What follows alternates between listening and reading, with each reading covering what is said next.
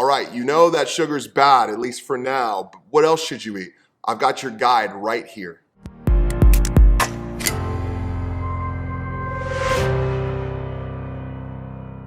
Ah, sugar. Isn't it so tasty?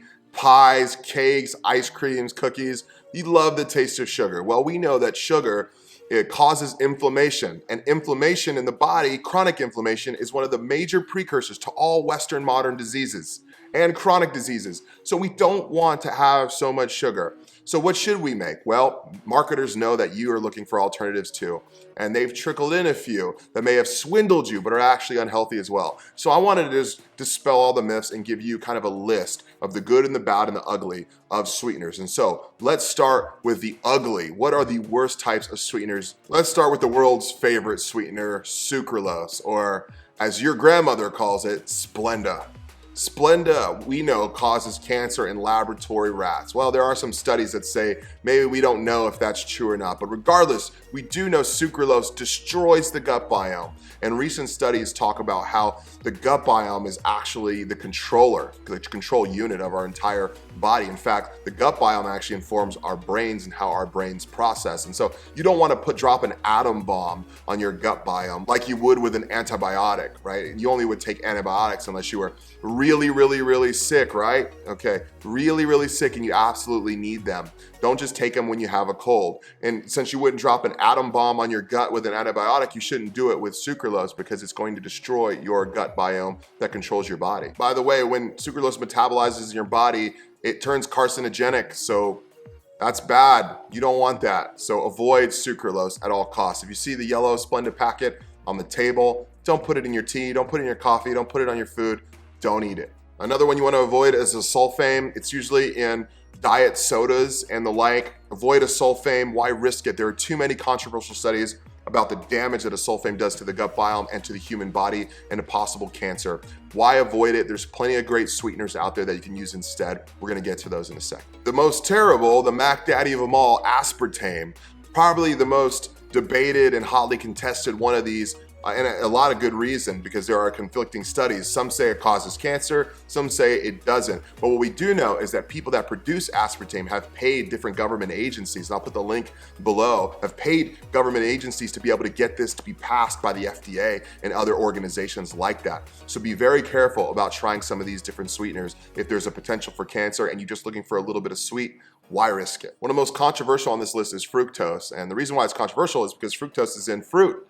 And you like fruit. And you were told by the government that you're supposed to have 4 to 6 servings a day of fruit, and you're supposed to loop it in with your greens, and vegetables are the same, and all of these different things. Well, fructose is particularly bad. It doesn't spike your blood insulin as fast as glucose, but it does go right to your liver.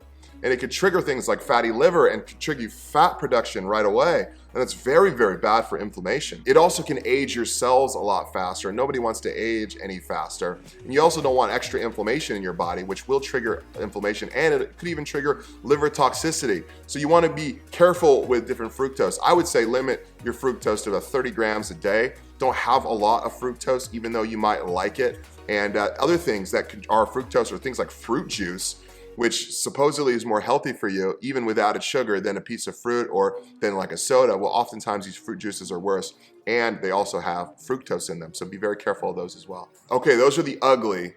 How about some bad ones? Well, how about agave? Agave is one that's probably controversial because you were told it's a health food. So you put agave nectar in your food or in your baking, and you think that it's healthy. Well, the thing is, agave is about 60 to 70% fructose. And fructose is not good because it causes cell aging and inflammation.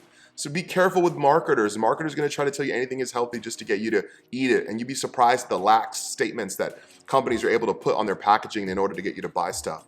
Agave, avoid, please. Our normal friend here, white sugar, table sugar.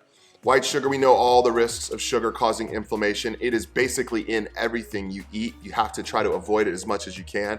And if you eat some of it, just eat a little of it, okay? The problem is many of us are addicted to sugar. We drink soda after soda every day, or we put sugar in our coffee every morning, or we have a diet or a soda or a sugary soda rather for lunch, or we have dessert every night and we spike our blood insulin every time we have that sugar. And so we're on this glucose roller coaster all day. Be very careful about how much sugar you ingest. My favorite tricky health food that's not a health food, coconut sugar.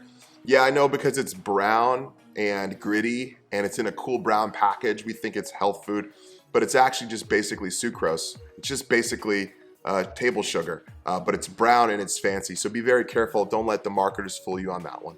Okay, we had enough of the bad and the ugly. How about the good sweeteners? Let's talk about stevia as our best sweetener. Now, many of you are probably gonna say it's too bitter for you.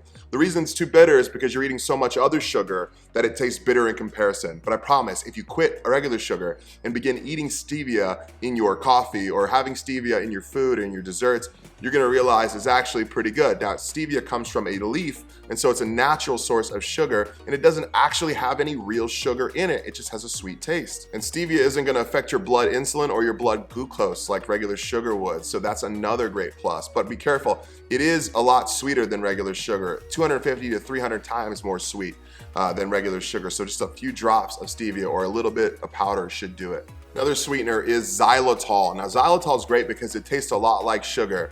It really does. It tastes a lot like sugar, and that's helpful for people, especially if they've been eating sugar for a long time. You can bake with xylitol because it's very similar. It's close to a 1-to-1 ratio, and so if you're making a recipe with sugar, you can typically substitute xylitol out for it, and you can get really fine ground xylitol instead of the gritty kind, and so it's a really, really good substitute for you. But be careful, too much xylitol can cause some gut stress, so you want to be careful of that. The last sweetener that is really, really good for you is erythritol.